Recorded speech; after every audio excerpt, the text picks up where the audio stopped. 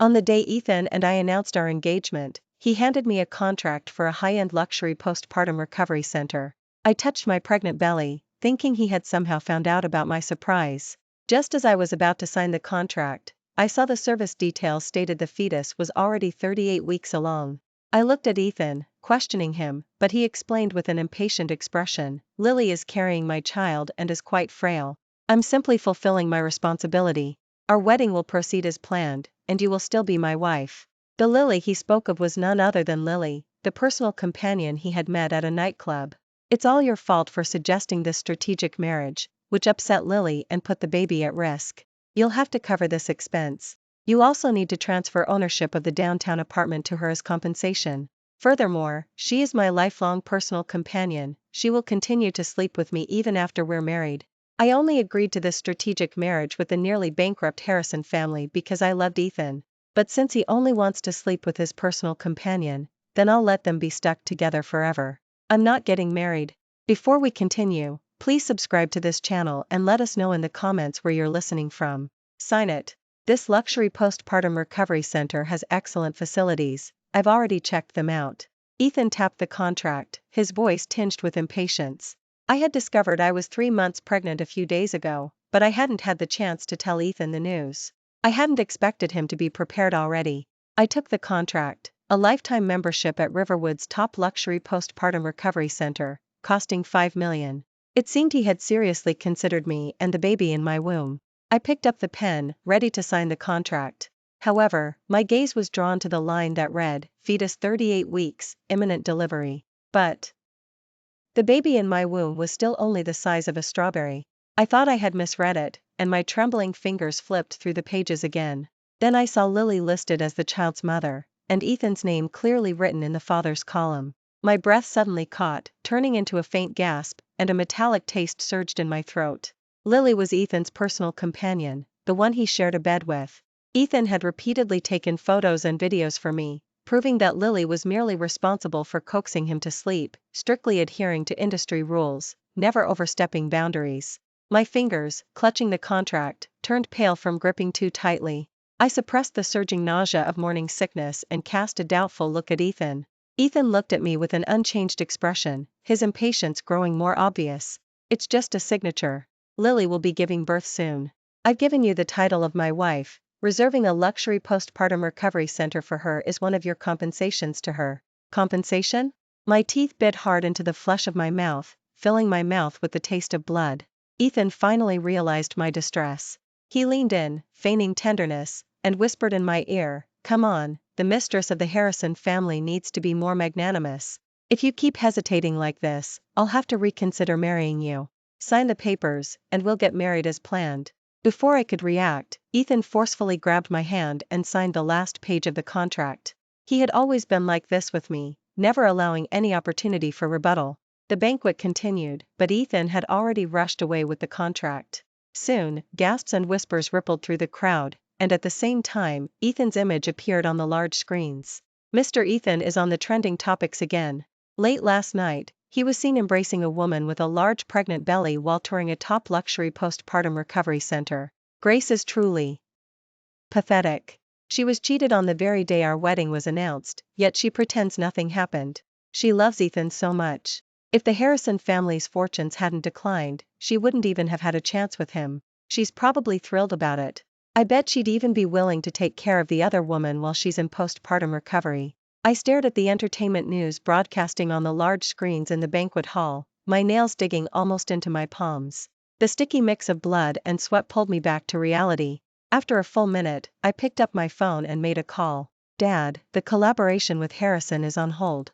I'm not going through with the marriage." On the other end of the line, my dad laughed happily. "Grace, you've finally come to your senses. I'll take care of it right away." 02 After the banquet, I returned home, but as I opened the door, I saw 2 extra pairs of shoes by the shoe rack. I called Aunt to ask what was going on. "Mr. Ethan has arrived, and Ethan had actually brought Lily back to our marital home." The master bedroom door was ajar. The wedding photos, which had only been hung 2 days prior, had now been replaced with maternity photos of Ethan and Lily. On the large bed I had just bought, Ethan was kneeling before Lily, carefully pressing his ear to her pregnant belly, listening to the baby's heartbeat. "Baby, be good, don't kick mommy. Daddy's heart aches for you," he said, his voice as soft as water. I hadn't heard him speak like that in years. Now, he only ever barked orders at me. Lily was the first to spot me standing at the doorway, her eyes glinting with overt provocation and triumph. Ethan had met Lily at a nightclub, and the very next day, he brought her home, claiming to outsiders that she was his personal companion. Every night since, she had slept in the same bed as him. "Mr. Ethan, will Miss Grace be upset if she knows you've brought me back to live here?" Lily asked, her voice deliberately laced with feigned grievance. "What right does she have to be angry? She was the one who begged me on her knees to marry her. If she can't even accept you and the child, how can she possibly be Mrs. Harrison? Besides, I don't love her at all. She's just like her parents, only interested in schemes and manipulation. How could she ever compare to you, my dear?" With that, Ethan stood up and kissed Lily, and soon the room was filled with the sticky sounds of their fervent kissing. "Darling, does it hurt? I'll be gentler." Ethan's voice was hoarse, as if scraped by sandpaper. His movements were restrained and gentle. He was caring for the woman before him as if she were a precious treasure. "Mr. Ethan, I love you." "What, still calling me Mr. Ethan? Oh, what should I call you then?" "Honey, I love you." "Sweetheart, I love you too. I'll only ever love you, for life." My legs felt as if they were filled with 1,000 pounds of lead. I wanted to move but couldn't budge an inch. My spine suddenly arched, trembling with pain. The hand holding my phone, recording, wouldn't stop trembling, and tears had unknowingly covered my entire face. During the years I loved Ethan, he had made countless promises just like this to me. When he slipped that declaration ring onto my finger, he raised 3 fingers to the sky and swore, Ethan, will only ever love Grace in this life. If I ever cheat, may I die a terrible death." I covered his mouth to stop him from continuing. He knelt before me like a devout believer, kissing my palms repeatedly, promising earnestly, "Baby, my heart is only so big.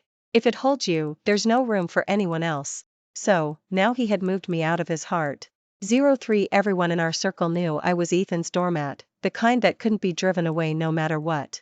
Ethan had become accustomed to me accepting whatever harm he inflicted, taking it for granted.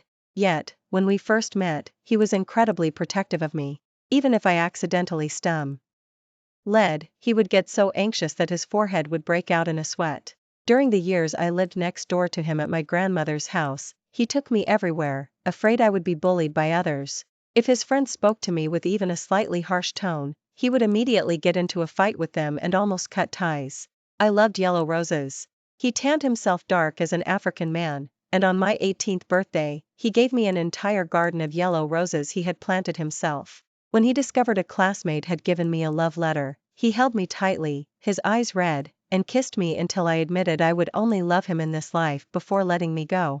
During those years my parents were hiding due to financial disputes, he was the only light in my life. However, slowly everything changed. When my parents proposed a business collaboration with the Harrison family, hoping to revitalize Vance, the Harrison family's development was at its peak, towering over Vance. After anxious negotiations, someone inadvertently brought up the arranged childhood engagement from years ago, and public opinion forced the Harrison family to reluctantly agree to the collaboration. Ethan, who detested strategic marriages, believed the rumors, thinking that Vance had deliberately made me interact with him all those years. All my previous love for him transformed into a ruthless attempt to get close to him in his mind. What he didn't know was that my parents had been determined to send me abroad back then, but I had stayed because I couldn't bear to leave him. Over an hour later, Ethan emerged, wearing a loose bathrobe, his chest covered in tantalizing red marks. He saw me staring. He pulled his collar tighter, then turned his back to me. However, a moment later, he scoffed and turned back around, his collar wide open, revealing even the scratch marks on his abs. "Aunt brought me my special nutritional tonic, she had made it specifically for my pregnancy. When Sue came out and saw she spoke, her voice sounding pitiably wronged. Mr. Ethan, baby says it's hungry and wants something nutritious." Ethan sharply questioned Aunt, "How are you doing your job? Where's Lily's portion?" Aunt looked at me, bewildered, and replied with resentment, "This is for Ms. Grace to recuperate. I only made 1 portion. "Only 1 portion, huh?" Ethan said, coming over and taking the special nutritional tonic from in front of me. His movements were abrupt, and the overflowing hot liquid spilled onto my hand, making me yelp in pain. Red, swollen blisters immediately formed on the back of my hand. Ethan acted as if he hadn't seen anything, and carried the bowl of special nutritional tonic to Lily. He patiently picked up the spoon and fed Lily, blowing on each spoonful for a long time before giving it to her. Baby, eat slowly, be careful, it's hot. So he knew it was hot. Once before, while having dinner at his house, his younger brother, playing around, accidentally spilled some lukewarm soup onto my sleeve. I told him it was fine and even pulled up my sleeve to show him. Yet, despite Mr. and Mrs. Harrison's objections, he dragged his brother to the study upstairs and made him kneel in punishment for an entire day. That was his brother, whom he adored beyond measure and had never spoken a harsh word to his entire life. Ethan focused solely on coaxing Lily, completely ignoring Aunt as she applied burn ointment to my hand. He saw us leaving with our suitcases, opened his mouth, but said nothing. After Martha and I got into the car with our luggage, I sent a message to my lawyer. Sell the penthouse at Redwood. Find a buyer within a week. 04 For several days, Ethan didn't contact me. The message history on my phone showed his last message to me was 2 months ago. I then realized that after every long message I sent, there was only his MMRO. That day, just as I was leaving the complex, an arm grabbed mine with such force it felt like my bones would snap. Grace, you're utterly vicious. All I did was give Lily the special nutritional tonic, and you actually made Vance halt its new project collaboration with Harrison. Ethan glared at me fiercely, his eyes filled with disgust. I hadn't expected my dad to act so quickly, but was mistaken. It wasn't just the new project that had been stopped, I sneered inwardly. What collaboration? I have no idea. I shook off his hand, pretending I knew nothing about it. Just as I was about to leave, Lily stepped in front of me, blocking my path. She deliberately showed me the pearl necklace she was wearing around her neck. It was my grandmother's, a piece I hadn't been able to find the day I left. That necklace is mine, I said coldly, looking at Lily. Lily's eyes darted nervously, then she quickly linked arms with Ethan and sneered at me. Your house, your car, your clothes, your bags, which one of them doesn't belong to Mr. Ethan? The fact that Harrison was on the verge of bankruptcy, backed by Vance, had been kept hidden from outsiders. She truly didn't know, still believing the Harrison family was the one with immense wealth. I didn't want to get entangled with them, but the necklace was the only memento my grandmother had left me. I had to get it back. However, before I could even touch Lily, she forcefully pushed me to the ground, causing me to hit a nearby iron railing. The pain started in my lower abdomen, and my lips turned pale. Ethan nervously shielded Lily behind him. Grace, don't be so overly jealous. If you hurt Lily again, don't blame me for being unkind. He had initially stepped back a few paces, but upon seeing the bloody marks on my lips from biting them in pain, he stepped forward, intending to help me up. However, the next second, Lily linked her arm through his, and she cooed in his ear, "Honey, the baby got scared. You need to make it up to us." Ethan looked at me, lying on the ground, groaning in pain, then turned back to look at Lily. He ultimately chose to wrap his arm around Lily and walk away. Through my blurry vision, I overheard their conversation. "Baby, to make it up to you, let's go buy that bag you like right now." By the time I was rushed to the hospital, it was already too late for optimal treatment. I had lost the baby. Even when I was discharged from the hospital, I didn't shed a single tear. It turned out that once I knew we had no future, I could be this calm. 05 My body needed to recover after the miscarriage, so I moved into the penthouse suite of the luxury postpartum recovery center. Every day, the discussions I overheard were never the same. So what if Ms. Grace is rich? She had a miscarriage, and her husband didn't even come to see her once. If you ask me, I'm more envious of Ms. Lily across the hall. Her husband, Mr. Ethan, is so considerate. Didn't you see him kneeling to help her put on her slippers when she checked in today? Exactly. And he's handsome and wealthy. I guess Ms. Grace just doesn't have that kind of luck. The baby she was carrying was probably someone else's illegitimate child, and she was forced to abort it. My fingers tightly clutched the bedsheet until I felt it was so damp it was dripping, then I released my grip. There were mottled bloodstains on it. The suite across the hall was the very one Ethan had booked for Lily. My suddenly empty abdomen began to convulse in the middle of the night, and my chest ached as if being tightly squeezed. I was about to open the door and call for a nurse when I heard Lily and Ethan across the hall, playfully coaxing a child. "Sweetheart, you worked so hard giving birth. Get some good rest and recover, I'll take care of Hope." My abdomen throbbed so much that cold sweat ran down my spine, soaking my cotton postpartum robe. Hope was the nickname we had planned for our first child. Ethan actually gave it to Lily's child. I turned and leaned against the cold door, my body slowly losing strength and sliding to the floor from the stifling rest ration in my chest. I didn't sleep that night, cupping my lower abdomen with my hands and staring at the moon outside the window all night. The next day was Ethan's and my engagement party. At the penthouse ballroom at the Vance, all the direct and collateral relatives of the Harrison family, who cared deeply about this strategic marriage, were present. In addition, the Harrison family had invited many business partners, planning to finalize collaborations after the engagement party. The family wanted to prove to outsiders that they could rise again with Vance's support, and our official engagement was a crucial point in these business negotiations. However, Ethan did not appear even after the banquet officially began at noon. I had the staff insert the USB drive I had prepared earlier, and over a dozen large screens across the venue simultaneously played explicit videos of Ethan and Lily. As they gasped in surprise and were caught off guard, I slowly walked onto the stage, tapped the microphone, and then announced in a calm voice, "My engagement to Ethan is officially cancelled. Starting today, Vance will cease all business collaborations with Harrison." 06. A chorus of boos erupted, but they were quickly silenced by Ethan, who had just rushed in. "Grace, how dare you? I don't agree to cancel the marriage." Ethan's hair was disheveled from running, and he looked at me with an expression of intense annoyance. I returned his gaze with a dignified smile. "You don't need to agree. I'm simply informing you. Don't make a scene. Lily is just my personal companion. Your jealousy needs to have a limit." Ethan felt a sudden panic. He snatched the microphone from me and gripped my hand tightly. That day, at a gathering with friends, I overheard a conversation between Ethan and his cronies. "Ethan, you're truly enviable. You even dared to tell a lie about a personal companion, and Grace actually believed it. I guess she just loves you too much to leave you. Do you, Belly? Eve me if I say I could be with another woman right in front of her, ask her to hand me a condom, and she'd do it without a word?" Ethan had always been certain that no matter how he treated me, I would forgive him the next day and dutifully follow him around like his doormat. "Don't touch me, you're filthy." I shook off his hand and, escorted by security guards, left the banquet hall. The media reporters I had invited, eager to capture this massive amount of traffic, began live-streaming right at the entrance.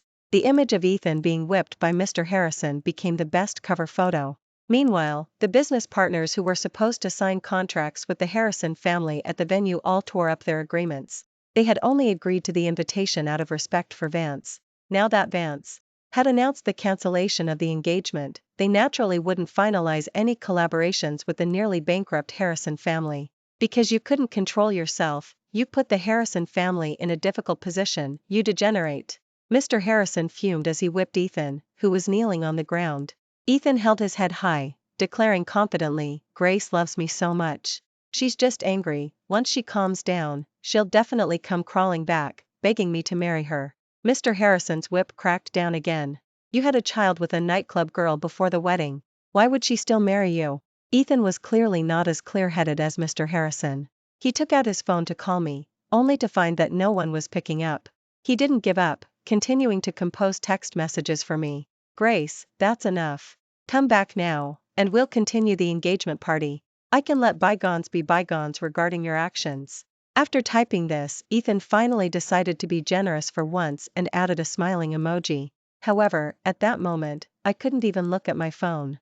On my way back to Vance Mansion, I was blocked by Marcus, the eldest young master of the Hayes, the richest family in Evergreen City, who had rushed over. Marcus, who was rumored to be handsome and gentle as jade, was now just short of pleading desperately in front of me. "You said back then that if you didn't marry Ethan, you would marry me. Is the distinguished Ms. Grace going back on her word again?" He spoke the most aggressive words in the gentlest tone. But I had only said that casually to make him give up.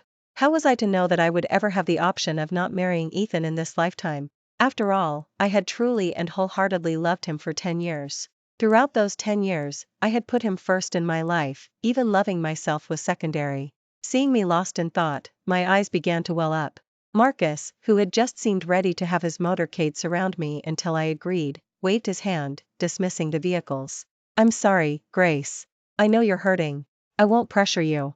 Will you give me a chance to wait for you?" Marcus waited for me to bestow a definitive answer, like a child who had done something wrong. "You can." 07. I sighed softly. My phone kept ringing, and Ethan's messages popped up one after another. Grace, how long are you going to keep this up? I order you to call me back now. You know what my temper is like. I could already imagine Ethan's imperious expression and tone on the other end of the phone. All these years, he had taken advantage of my affection for him, never considering my feelings when he spoke or acted. I didn't bother to read what else he had said. The moment he sent the message, Grace, I'm giving you 3 seconds. If you don't reply to my message, I won't marry you even if you beg me. I blocked and deleted all his contact information. The media's live broadcast continued, and Ethan still appeared on screen with his arrogant demeanor. A reporter asked, "What are your thoughts on Vance canceling the engagement?" He looked at the screen, stating firmly, "I bet you, within 3D eyes, Grace will come back begging me to marry her." He even arranged with the media reporters to hold a grand live broadcast in 3 days, so everyone could witness my humiliation. Consecutive press releases built momentum over those 3 days, leading to one trending topic after another. I sat calmly by the French windows and opened the live stream. The scene Ethan had anticipated, me apologizing and begging him, naturally didn't happen. However, what I had been expecting appeared precisely on time, without a single hitch. At the entrance of the luxury postpartum recovery center, reporters who had received my message clearly captured the scene of Lily being evicted with her child. Lily pulled out the contract, arguing vehemently that since the fees had been paid, they had no right to deny her residency. The staff at the luxury postpartum recovery center had anticipated this stunt and promptly pulled up the transfer records and my contract cancellation records. After I was forced to sign it, I immediately contacted the luxury postpartum recovery center and amended the contract. As for why I didn't completely cancel it, it was, of course, to give the dying camel a taste of poison. Lily immediately called Ethan, crying piteously, "Honey, come quickly. Baby and I have been kicked out of the luxury postpartum recovery center." Ethan looked at his phone, seeing a name he didn't want to see, and a wave of annoyance suddenly washed over him. Live chat comments were popping up frantically. "This third sister is quite an actress, a professional companion in a business suit seducing a rich young master. Isn't she the top earner from that club?" Several of my friends said the experience was mediocre when they hired her. "Ethan doesn't even care if she's dirty. Who knows whose child that is anyway?" Lily looked at the live chat comments, her eyes red, and called Ethan again. Ethan drove to the luxury postpartum recovery center in a frustrated mood. The moment he stepped out of the car, Lily rushed over, crying, and embraced his arm. "Honey, you're finally here." Ethan froze when she called him honey, his expression turning ice cold. At first, he was angry about my deception, then he wanted to see how far he could push me before I would finally snap and confront him. "Honey, baby, and I both need care. My body hasn't fully recovered after giving birth to your child. Could you please extend our stay?" Ethan inadequately nodded. The staff at the luxury postpartum recovery center saw Ethan pull out his card and brought out a newly prepared contract and card reader. However, the card reader showed insufficient funds. He pulled another card from his wallet, but the result was the same. After trying every card in his wallet, and the package price was lowered from $5 million to $500,000, and finally to the lowest package of $88,000, it still wouldn't go through. The staff member awkwardly looked at Ethan and handed him back the last card. "I'm sorry, Mr. Ethan." Whispers began to spread around them. "It seems the Harrison family really is going bankrupt if they can't even scrape together $100,000. Karma really comes quickly." 08 The luxury postpartum recovery center had other guests due to check in, and even the most patient staff members were getting annoyed with them. All the things Lily had brought when she checked in were thrown out. She stood there, sobbing, looking at Ethan. Ethan, left with no other option, prepared to take her and the child back to the downtown apartment I owned. However, they were stopped by the security guards at the complex entrance. "Ms. Grace has already completed the transfer of ownership. There's no point in you going in, the buyer moved in today. That was our marital home." "Did she sell that too?" Ethan asked the security guards, utterly disbelieving. The security guard nodded impatiently, answering his question. "When I was decorating that apartment, I had excitedly discussed design ideas with him many times. Yet, time and again, he had dismissed me with a cold tone. Whatever, as long as you like it. You know I won't be living there often." I had always thought those were just angry words, and that once he came to his senses, we would return to the loving relationship we once shared.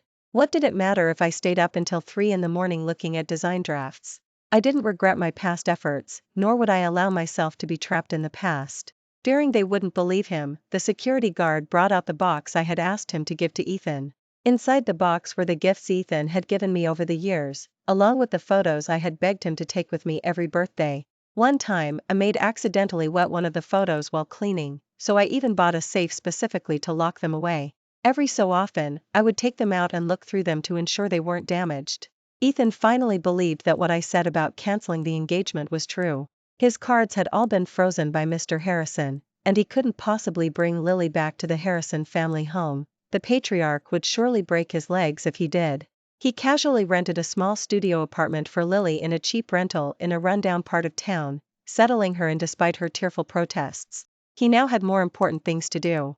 After ditching Lily, he lowered his pride and came to my house to find me. However, the butler stopped him. "Miss Grace has gone out for a change of scenery. Even if she were home, she wouldn't want to see you.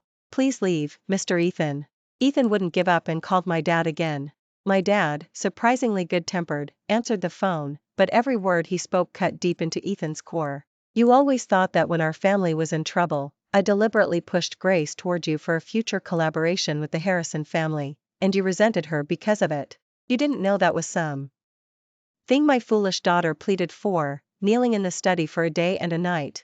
No one ever mentioned the arranged childhood engagement to Grace. Our family never used her as a tool for business collaboration, and the strategic marriage with you was something she proposed herself. My objections were useless. Come to think of it, as her father, I should thank you for making her see the truth and wake up sooner. She has given so much for you over the years, but you weren't worthy of it.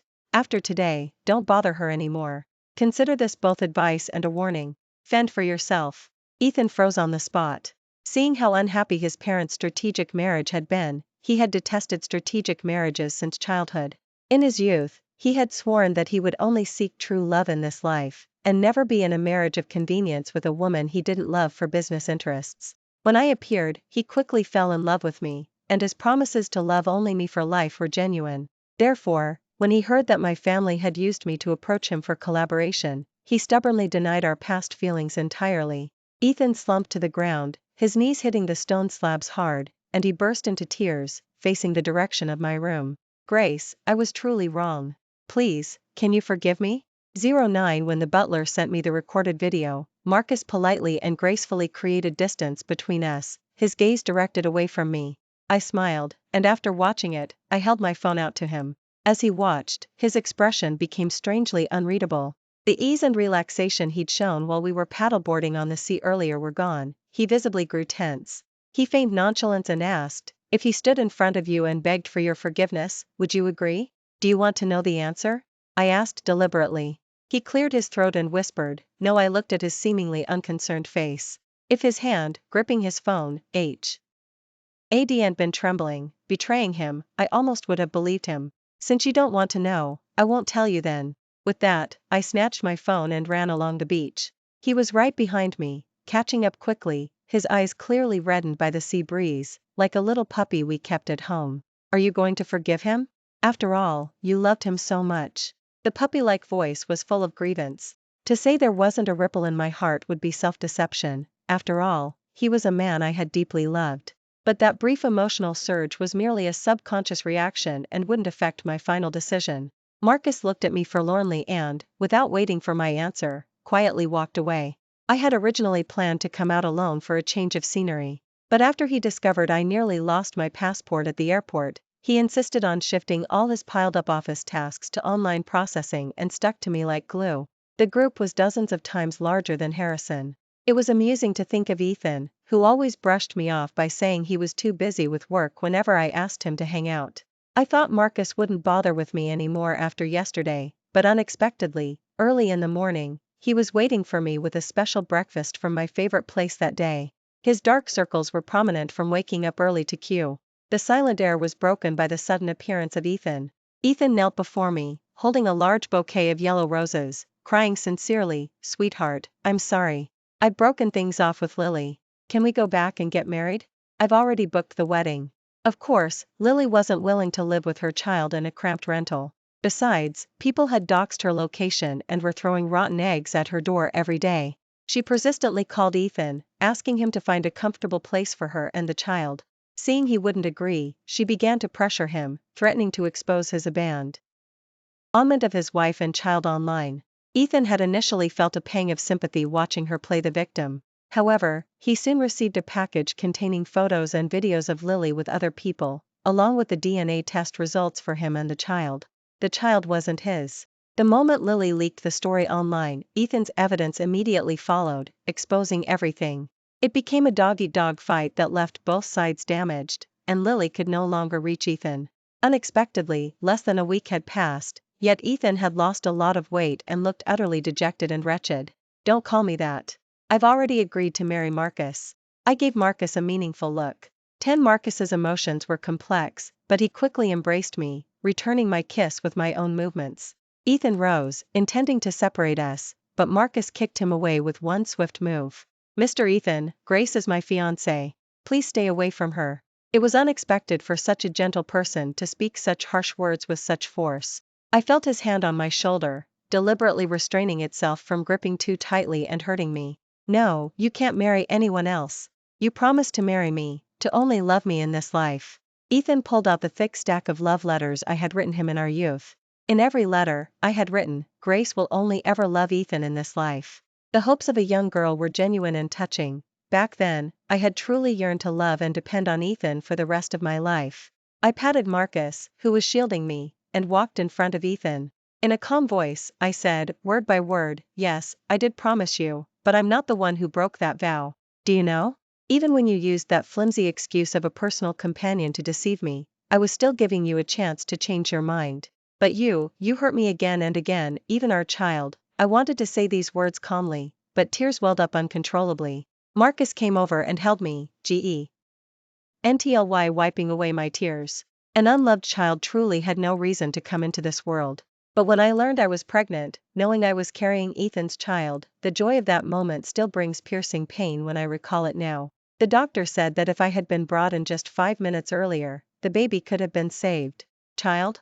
What child? Hearing this, Ethan finally broke down and screamed. I threw the medical records and the photos of him abandoning me onto his face. "Ethan, you don't deserve to ask for my forgiveness. Please, never bother me again. My greatest regret in this life was loving you for so many years." Ethan knelt on the ground, tightly clutching the thin sheets of paper in his hands. Every word on them turned into the sharpest knife, cutting into his heart. He slapped himself frantically, as if it wasn't enough to quell his rage, then violently tugged at his hair. After we had walked some distance, Marcus looked at the hand I was holding, unsure whether to let go or continue holding it. By the time we reached my room, he had to let go, the words he wanted to say dying on his lips. Unexpectedly, as he turned, I grabbed his collar and kissed him. As he registered what was happening, he took control, pinning me against the wall until I was breathless before finally letting me go. His voice was hoarse, suppressing the raw desire and urgent questions churning within him. "Tell me you didn't say that just to spite Ethan, please." He cradled my face as if it were a precious treasure, his eyes burning with fervent love. I had planned to tease him a little longer and was still thinking of how to answer him. But then, with a crestfallen expression, he released me, gently arranging my hair as he fought to contain his sadness. "I'm sorry, I was impulsive. I couldn't help myself." I took his hand, smiling brightly. "May I ask, what exactly couldn't my fiancé help himself from doing?" He was a CEO who was a force to be reckoned with in the bus and S world, yet upon hearing the word fiancé, his eyes and ear tips quickly turned crimson. Even the hand I held trembled uncontrollably from sheer excitement. "Baby, could you say that again, please?" He was like a puppy pleading with its deity for acceptance. "My dearest Mr. Marcus, will you be Ms. Grace's honey?" Marcus hugged me tightly, sobbing uncontrollably like a child. "Sweetheart, you finally truly see me." Ethan finally returned to the country, but the Harrison family's efforts to recover were futile. They finally declared bankruptcy. Even after selling all their assets, they couldn't repay their debts. Lily, unwilling to accept defeat, still sought out Ethan. She lured him to her place using my jewelry, which she still had. Once arrived, she knocked him unconscious, then turned on the gas in the room, whose doors and windows she had already sealed. Lily lay peacefully beside Ethan, intertwining their fingers. Her last words to Ethan were, "They say those who die holding hands will be entwined for all eternity." As consciousness faded, He heard those words and repeatedly called out my name, a single tear tracing a path from his eye, vanishing into his hair. When the bodies were discovered, half a month had already passed. Fluids had covered the floor, and the stench at the scene was so unbearable it made the forensic examiners gag. Soon after, Marcus and I held a wedding that captivated the entire city. My new family, from the elders to the youngest, doted on me like a cherished child, and the past hurts and injustices finally healed. It turns out that after escaping that cage, life is full of hope. Thank you for watching today's story. If you enjoyed this video, please like it and share it with your friends. We look forward to hearing your thoughts in the comments section, and we welcome your feedback. Don't forget to subscribe to our channel for more amazing stories. See you next time.